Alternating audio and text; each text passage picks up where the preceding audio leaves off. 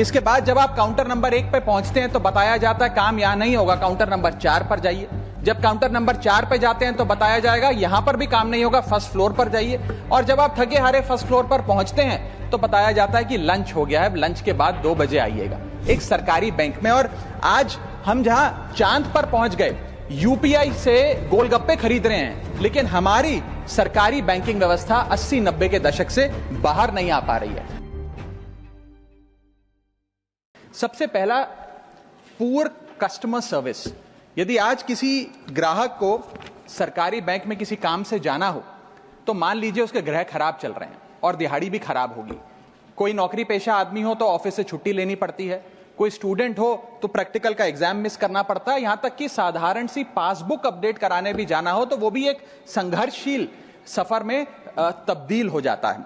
Madam, आप जब किसी सरकारी बैंक में घुसते हैं तो ऐसा लगता है कि 80 या 90 की दशक की किसी इमारत में आ गए हैं, जहां पे दीवारें उखड़ रही होती हैं, पंखा अपनी मर्जी से चलता है और लाइनें रेल टिकट से भी ज्यादा लंबी होती हैं।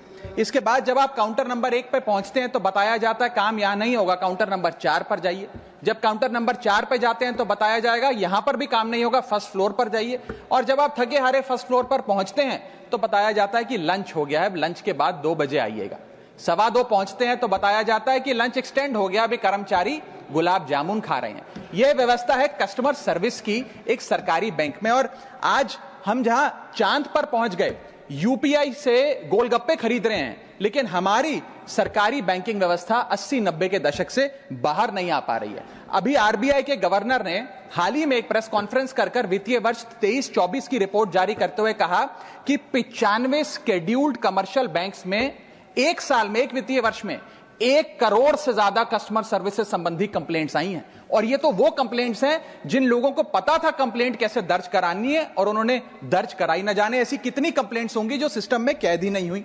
इसी के साथ साथ बैंकिंग कोड और स्टैंडर्ड्स बोर्ड ऑफ इंडिया का एक सर्वे बताता है कि 45% बैंक कस्टमर्स बैंकिंग व्यवस्था से डिससैटिस्फाइड है, असंतुष्ट हैं। और मैं चाहूंगा आपके माध्यम से सरकार के कानों तक ये बात पहुंचे कि डिजिटल सर्विसेज का एक कस्टमर सेटिस्फैक्शन ऑडिट कराना चाहिए सरकारी बैंकों का, कि क्या हमारी सरकारी बैंकों की वेबसाइट का इंटरफेस या मोबाइल एप्लीकेशंस सरल हैं, अच्छी हैं, या कस्टमर्स उससे त्रस्त हैं।